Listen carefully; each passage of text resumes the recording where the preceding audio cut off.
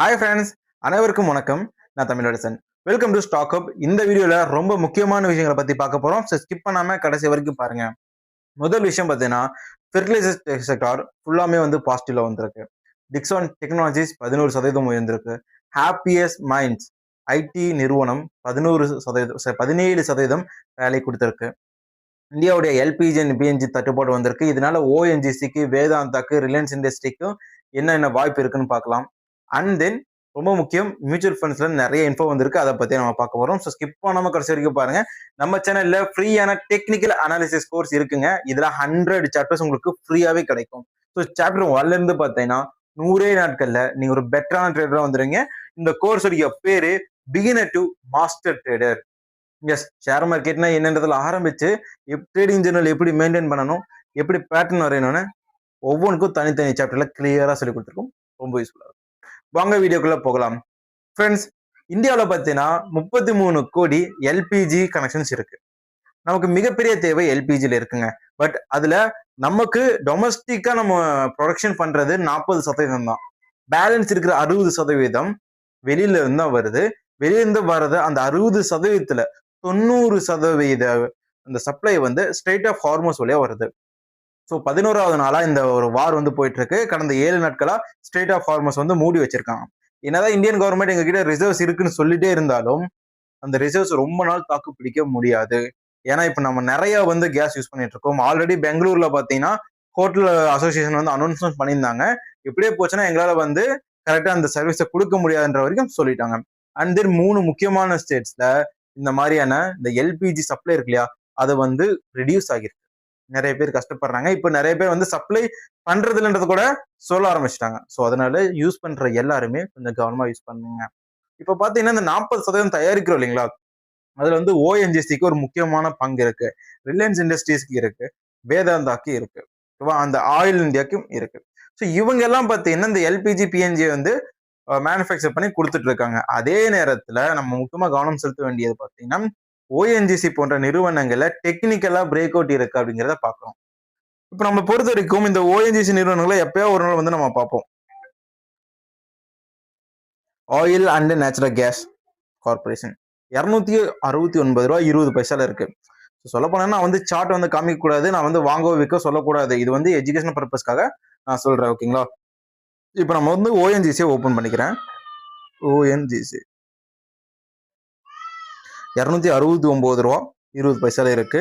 கிட்டத்தட்ட இது டிராப்ல தான் இருக்கு. கரெக்டா பாத்தீங்கன்னா அதோடைய ஹையை டச் பண்ணிட்டு ஒரு வாரமா அந்த தத்துச்சல் இருக்கு. அதாவது எப்ப இந்த செய்தி வந்ததோ அப்ப இருந்து இது கீழே விழுக ஆரம்பிச்சதுன்னு கூட நம்ம சொல்லிக்கலாம். இப்போதைக்கு அதோடைய சப்போர்ட் ஏரியாவுக்கு வந்துருச்சான்றதை நான் பாத்துறேன். சொல்லப்போனா ஓவர் பாட் ஜோன்ல இருந்து இப்போ கரெக்ஷன் ஆகி கீழே விழுந்துட்டு இருக்கு இந்த ஓஎன்ஜிசி. ஸோ அப்போ இதுல வாய்ப்புகள் வரல. 300ன்ற ஏரியாவை கடந்துச்சு அப்படின்னா நமக்கு வாய்ப்பு இருக்கு. ஏன்னா இப்ப டபுள் டாப் பேட்டர்ன் இருக்கு. அந்த பேட்டர்ன் ஒரு பேரிஷ் பேட்டர்ன், பிரேக் கொடுத்தா அது புல்லிஷ் பேட்டர்ன், பிரேக் கொடுத்தரல. ஸோ புதுசா ஓஎன்ஜிசியை வாங்குறவங்க வாங்க வேண்டாம் அப்படிங்கிறது நான் சொல்லிக்கிறேன். அதே நேரத்துல இது ஸ்டாக் ரெக்கமெண்டேஷன் கிடையாது, என்னுடைய வியூஸை நான் சொல்றேன். ரிலையன்ஸ் இண்டஸ்ட்ரீஸ் 1408 ரூபாய் 80 பைசால இருக்கு. ஸோ இந்த நிறுவனம் பாத்தீங்கன்னா சப்போர்ட் ஏரியால இருந்து கரெக்ஷன் ஆகி மேல வந்துகிட்டு இருக்கு. பட் அது டெம்பரரியான smart money area. Smart money ஏரியால இருந்து சப்போர்ட் எடுத்திருக்கு. ரியலான சப்போர்ட் ஏரியாவுக்கு வர டைம் ஆகும். டச் பண்ணுச்சு அப்படின்னா நமக்கு ஒரு வாய்ப்புகள் இருக்கு, இல்லைன்னா இல்ல. சரிங்களா? வேதாந்தா இப்போ இந்த வேதாந்தா நிறுவனம் நிறைய செக்டர்ஸ்ல இருக்காங்க ஃப்ரெண்ட்ஸ். ஆயில் அண்ட் இதுல இருக்காங்க, மைனிங்ல இருக்காங்க, மெட்டல்ஸ்ல இருக்காங்க. இதை நம்ம சொல்லிட்டு போகலாம். வேதாந்தா இன்னைக்கு பாசிட்டிவ்ல இருக்காங்க. அவங்க ஒரு டைவர்சிட்டி போர்ட்ஃபோலியோ, ப்ராடக்ட் போர்ட்ஃபோலியோ வச்சிருக்காங்க. அது ரொம்ப முக்கியமான விஷயம். 722 ரூபாயில இருக்காங்க. இவங்களும் பார்த்தீங்கன்னா கடந்த ஒரு 4-5 வாரமா ஹைல தத்த வச்சுட்டு இருக்காங்க. ஸோ இது ஓவர் பாட் ஜோன்ல தான் இருக்கு. ஸோ வாய்ப்புகள் இன்னும் வரவில்லை. ஓகேங்களா? ஸோ இது எல்பிஜி பத்தின தகவல்கள். போன மாசத்துக்கு இந்த மாசம் மியூச்சுவல் ஃபண்ட்ல 8% அதிகமாக இருக்கு. அதாவது கேஷ் இன்ஃபோ. பிப்ரவரி மந்த் பாத்தீங்கன்னா கிட்டத்தட்ட 24,000 கோடி மியூச்சுவல் ஃபண்டுக்கு வந்துச்சு. பட் இப்போ 25,965 கோடி ரூபாய் வந்திருக்கு. இதுல லார்ஜ் கேப் 2005 கோடியா இருந்தது, 2111 கோடியா வந்திருக்கு. அதாவது உயர்ந்து வந்திருக்கு. அப்புறம் மிட் கேப்ல வந்து 3885 கோடியில இருந்து சுமார் 4000 கோடியை கிராஸ் பண்ணி போயிட்டு இருக்கு. ஸ்மால் கேப்லயும் அதே மாதிரி தான். ஸோ இப்போ ஏன்னு பார்த்தீங்கன்னா புரோக்கரேஜஸ் வந்து F&Oல வந்து ஃபோக்கஸ் பண்ண சொல்றாங்க. ஆனா மக்கள் மியூச்சுவல் ஃபண்டுக்கு போறாங்க. ஏன்னு கேட்டீங்கன்னா, மியூச்சுவல் ஃபண்ட் வந்து ஒரு இன்ஸ்டிடியூஷன் வந்து ஓன் பண்ணிட்டு இருப்பாங்க. அதை வந்து மேனேஜ் பண்ணிட்டு இருப்பாங்க. நிறைய பேர் வந்து ட்ரேட் பண்ணி லாஸ் பண்றதுக்கு பதிலாக இப்ப திருந்தி மியூச்சுவல் ஃபண்ட் பக்கம் போயிட்டாங்கன்றது என்னுடைய ஒரு சின்ன ஒரு கருத்தா இருக்கு. ஏன்னா வருஷம் இது வந்து உயருது. மியூச்சுவல் ஃபண்ட்ல மட்டும் 82 லட்சம் கோடி முதலீட்டாளர்கள் பணத்தை வந்து உள்ள போட்டிருக்காங்க. சரிங்களா? ஸோ நீங்களும் நானும் வந்து கஷ்டப்பட்டு சேர்க்கிற பணத்தை நம்மளால சேர்க்க முடியல அப்படின்னா, அதாவது வளர்க்க முடியலன்னா, யாரு வளர்க்குறாங்களோ அவங்க கிட்ட கொடுக்கறது தப்பில்லை அப்படின்றது என்னோட இன்னொரு சின்ன கருத்தா இருக்கு. அண்ட் தென் இன்னைக்கு டிக்ஸான் டெக்னாலஜிஸ் உயர்ந்திருக்கு. ஸோ இதுக்கு பின்னாடி இருக்க காரணம் வந்து நான் உங்களுக்கு என்னன்னு சொல்ல போறேன். அதுக்கு முன்னாடி டிக்ஸானோடைய பேலன்ஸ் ஷீட்டை நம்ம பார்ப்போம். ஸோ ஃபர்ஸ்ட் ஆஃப் ஆல் இது வந்து பி ரேஷியோ நம்ம எடுத்துக்கலாம். 47.1 இருக்கு. இது வந்து அக்ரெசிவ் growth ஏரியால இருக்கு அப்படின்ற மாதிரி தான் நான் வந்து பாக்குறேன். நிறைய பேர் வந்து ஓவர் வேல்யூ ஸ்டாக்ன்ற லிஸ்ட்ல வச்சிருப்பாங்க. பட் என்ன பொறுத்த வரைக்கும் இது வந்து அக்ரெசிவா growth ஆகுறது அந்த மாதிரி நான் வச்சுக்கிறேன். ஏன்னா ஓவர் பாட்டும் அப்படிதான் இருக்கும். அதாவது ஓவர் வேல்யூடு இந்த மாதிரி தான் சிக்னல் காமிப்பாங்க. அண்ட் தென் நல்ல அக்ரெசிவா உயர போற ஸ்டாக்கும் பொட்டன்ஷியல் ஸ்டாக்கும் இப்படிதான் இருக்கும். நிறைய பேர் பார்த்தீங்கன்னா புக்ல போட்டிருப்பாங்க 25ல இருந்து 30 பி ரேஷியோ இருந்தா தான் நல்ல ஸ்டாக் அப்படின்ட்டு. அப்படி கிடையாதுங்க. இது என்னுடைய புரிதல். மார்க்கெட் கேப் 66,000 கோடியா இருக்கு. ரெவன்யூ தாறுமாறா இருக்கு. அதை நான் சொல்லல. இந்த ப்ராஃபிட் இருக்கு இல்லைங்களா, இயர் ஆன் இயர் ப்ராஃபிட் அது எப்படி உயர்ந்திருக்கு அப்படிங்கிறதையும் நான் சொல்லிடுறேன். 2022ல சொன்னா நம்ப மாட்டீங்க, 255 கோடி தான் அவனுடைய நெட் ப்ராஃபிட்டா இருந்தது. 2023ல அது 375 கோடியா மாறுது. 2024ல 1233 கோடி அளவுக்கு உயருது. 2026 இன்னும் டிக்ளேர் பண்ணல. பட் இத்தனை நாள் வந்த குவார்டரை வச்சு சொல்றாங்க 1811 கோடி ரூபாய்க்கு உங்களுக்கு ப்ராஃபிட் இருக்கு. இது வரைக்கும் வந்த குவார்டர். நெக்ஸ்ட் குவார்டர் வந்துச்சு அப்படின்னா டிக்ளேர் பண்ணிடுவாங்க என்னதான் ஆக்சுவல் ஃபிகர்ஸ் அப்படின்ட்டு. ஸோ இந்த கிராஃப்ல பார்த்தீங்கன்னா ரொம்ப முக்கியமான விஷயம் 255 கோடி எங்க இருக்கு, 1811 கோடி எங்க இருக்கு. சுமார் ஒரு 4 வருஷத்துல மேக்சிமமான வளர்ச்சி. இது இன்னும் போயிட்டு தான் இருக்கு. அதனால சொல்றேன் அக்ரெசிவான growth இருக்கு அப்படின்ட்டு. இப்போ 2026 இந்த குவார்டர்ல ஒரு 400 கோடி பண்ணாங்க, ப்ராஃபிட் பண்ணாங்க அப்படின்னா அசால்ட்டா 10 டைம்ஸ் அவனுடைய ப்ராஃபிட் வந்து உயர்ந்திருக்கும். 255 கோடியில இருந்து 2200 கோடி அப்படிங்கிறது பிக்கஸ்ட் ஸ்பைக். ஓகேவா? என்னுடைய ஆப்ரேட்டிங் ப்ராஃபிட் மார்ஜின் என்னன்னு பார்த்தீங்கன்னா கான்சிஸ்டன்டா 5% இல்ல 4% வச்சிருக்காங்க. அதுவும் தொடர்ந்து பார்த்தீங்கன்னா 4% மினிமமா அவங்க வச்சுக்கிட்டே இருக்காங்க. அதுல இருந்து கம்மியாகவும் இல்லை, கூடவும் இல்லை. சரி, இவங்க என்ன பிசினஸ் பண்றாங்க அப்படிங்கிறத நம்ம பார்த்தலாம். இப்போ ஏர்னிங் பர் ஷேர் ரொம்ப முக்கியங்க. 47 ரூபா வச்சிருக்காங்க. 37 இருந்தது, 47 இருந்திருக்கு. ஓகே, இவங்க என்ன பிசினஸ் பண்றாங்கன்னு பார்த்தோம்னா இந்த எலக்ட்ரானிக் மேனுஃபேக்சரிங் பிசினஸ் தான் இவங்க பண்றாங்க. அதாவது இவங்க வந்து ஓன் பிராண்டை செல் பண்றது கிடையாது. இவங்களுக்குன்னு ரெஜிஸ்டர்ட் ட்ரேட்மார்க் கொண்ட ஒரு ப்ராடக்ட் வந்து கிடையாது. ஸோ இவங்க என்ன பண்றாங்கன்னு பார்த்தீங்கன்னா பார்ட்ஸ் எல்லாம் வாங்கி அசம்பிள் பண்ணி கொடுக்குற ஒரு வேலையை தான் இவங்க வந்து பாக்குறாங்க. இவங்க வந்து laptops, computers, monitors, mobile phones இது போன்ற பலதரப்பட்ட ப்ராடக்ட்ஸுக்கு இவங்க அசம்பிளிங் சர்வீஸ் வந்து பண்ணி கொடுத்துட்டு இருக்காங்க. ஓகேவா? ஸோ இப்போ இதுல முக்கியமான விஷயம் இவங்களுடைய business model electronics manufacturing service அப்படின்னு தான் இருக்கும்.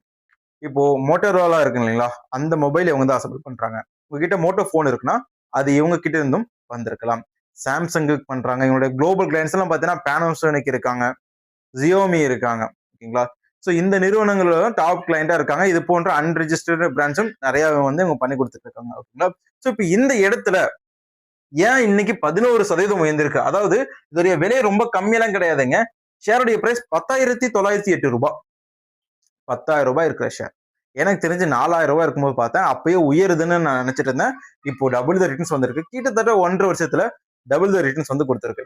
ஸோ இப்போ பாத்தீங்கன்னா இப்படி உயர்றதுக்கான காரணம் ஹெச்கேசி அப்படின்ற ஒரு நிறுவனம். இந்த நிறுவனம் வந்து உலக அளவுல LCD screens and display panels இருக்குங்களா, அதை தயாரிக்கிற முன்னணி நிறுவனம். லேப்டாப்ல இருக்கிற டிஸ்பிளே ஆகட்டும், டிவி டிஸ்பிளே ஆகட்டும், மொபைல் டிஸ்பிளே ஆகட்டும், அது வந்து லீடிங் மேனுஃபேக்சரா இருக்கு. ஓகேவா? ஸோ இவங்க கூட ஜாயிண்ட் வெஞ்சர் போட்டு இந்தியாவில் தயாரிக்க போறாங்க டிக்ஸான் டெக்னாலஜி. ஸோ இந்த இடத்துல பேக்வேர்ட் இன்டிகிரேஷன் சொல்லுவாங்க. இப்போ நான் வந்து ஒரு பனியனை வாங்கி வித்துட்டு இருக்கேன் அப்படின்னா இப்போ நானே ப்ரொடக்ஷன் பண்ணி அதை விற்க போறேன். அதுதான் அதோடைய அர்த்தம். இப்போ இவங்க கிட்ட வந்து கிளைண்ட்ஸ் இருக்காங்க. டிக்ஸான் டெக்னாலஜிஸ் கிட்ட மோட்டோ இருக்காங்க, அப்புறம் வந்து சாம்சங் இருக்காங்க, பேனாசோனிக் இருக்காங்க, அண்ட் தென் பார்த்தீங்கன்னா ஜியோமி இருக்காங்க. ஓகேவா? ஸோ இப்போ இந்த நிறுவனங்கள்லாம் அசம்பிள் பண்ணிட்டு இருக்காங்க டிக்ஸான் டெக்னாலஜிஸ். ஒரு நல்ல குவாலிட்டியான டிஸ்பிளேவை வந்து டிக்ஸான் டெக்னாலஜியால கம்மியான ரேட்டுக்கு கொடுக்க முடியும்னா ஆட்டோமேட்டிக்கா எக்ஸிஸ்டிங் கஸ்டமர் பேஸ் கிட்டே டிக்ஸானால விற்க முடியும். அண்ட் தென் இப்போ இந்தியாவில் பார்த்தீங்கன்னா மெஜாரிட்டி டிஸ்பிளேஸ் வந்து சைனால இருந்து இம்போர்ட் பண்றாங்க. இப்போ இந்த மாதிரியான ஒரு சைனீஸ் கம்பெனி இந்தியாக்குள்ள வந்து ப்ரொடக்ஷன் பண்ணும்போது மார்ஜின் இன்க்ரீஸ் ஆகும், ஆப்ரேட்டிங் காஸ்ட் வந்து கம்மியாகும், மார்ஜின் அதிகமாகுது, ஸோ ப்ராஃபிட் வந்து உயரும். ஆப்ரேட்டிங் ப்ராஃபிட் மார்ஜின் 4% இருக்கு இல்லைங்களா? ஸோ இந்த 4% இருந்து 5 to 10% வரைக்கும் உயர வாய்ப்பு இருக்கு அப்படின்ற அந்த ஸ்ட்ராங்கான சென்டிமெண்ட்னால டிக்ஸான் டெக்னாலஜிஸ் உயர்ந்திருக்கு. நான் வந்து மிகைப்படுத்தி சொல்லலை, ஏன்னா உலக அளவுல ஹெச்கேசி அதாவது ஹெய்க் எலக்ட்ரானிக்ஸ் சொல்லுவாங்க, இந்த நிறுவனம் அந்த அளவுக்கு ஒரு பேஸை வந்து வச்சிருக்கு. ஓகேவா? இது அப்புறம் பார்த்தீங்கன்னா இந்த make in India policy, manufacturing hub வந்து இந்தியாவை நோக்கி வருது, அதனால நிறைய பேருக்கு வேலை வாய்ப்பு கிடைக்கும். ஸோ பொருளாதார டெவலப்மெண்ட் இருக்கிற ஒரு நேரம் இது. அதனால ஒட்டுமொத்தமா இது வந்து பக்கா பாசிட்டிவான நியூஸ் ஆயிருக்கு. இப்போ டிக்ஸான் டெக்னாலஜிஸ் வந்து இப்போ நம்ம சார்ட்ல என்ன சொல்லுதுன்றதை நான் சொல்றேன், மறுபடியும் சொல்றேன். இந்த சார்ட் சொல்றது வந்து எஜுகேஷனல் பர்பஸ்க்காக மட்டுமே.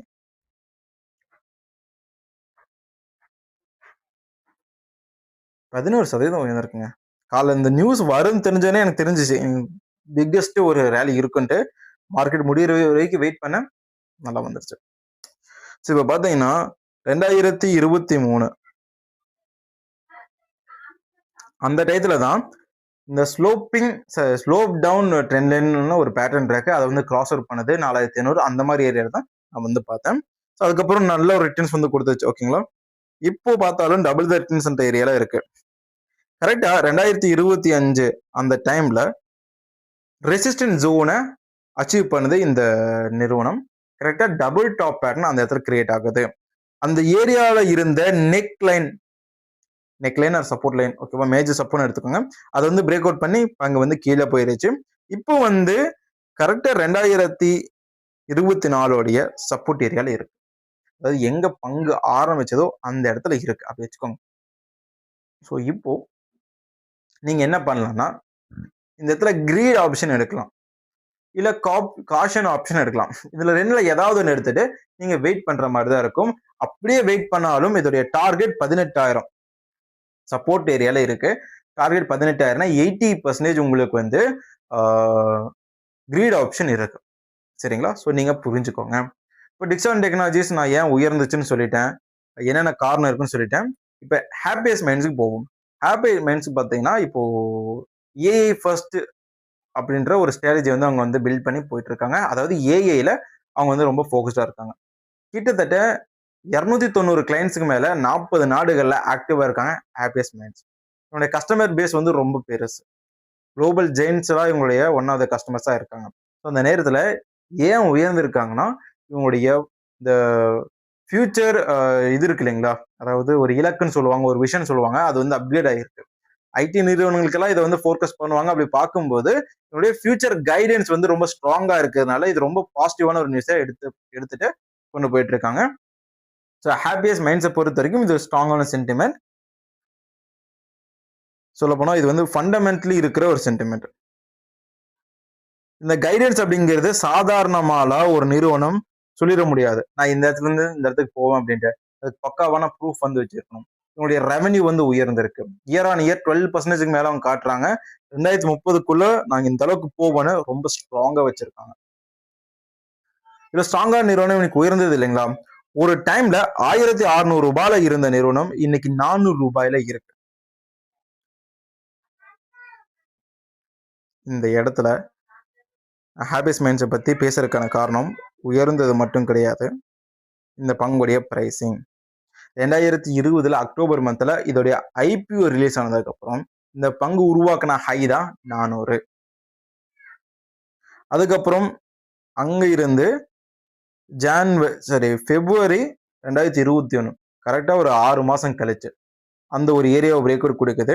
அப்ப 400 ரூபாயில இருந்து சரியான ஒரு ரேலிங்க. 2021லயே 1600 மார்க்கெட் டச் பண்ணிடுச்சு இந்த பங்கு. ஸோ அதுக்கப்புறம் நிறைய சர்க்கர்கள், ஏன்னா 2021 ரஷ்யா அண்ட் உக்ரைனுடைய வார் பீக் இருந்த சமயம், ரெசிஸ்டன்ட் வரப்போகுதுன்னு சொன்ன சமயம், அப்ப இருந்து இன்ஃபோசிஸ், சொனட்டா சாஃப்ட்வேர் எல்லா நிறுவனங்களும் வந்து கீழே தான் விழுந்துட்டு இருந்தது. அந்த நேரத்துல சிக்கினது தான் அப்பதான் விப்ரோவும் சிக்கிச்சு. விப்ரோ 700 ரூபாயில போனதுங்க 290 ரூபாயில வந்து விழுந்துச்சு. அந்த மாதிரி விழுந்த நிறுவனம் கரெக்டா சப்போர்ட் ஏரியால இப்ப இருக்கு. அதுக்குன்னு நான் வந்து எதுவுமே சொல்லல.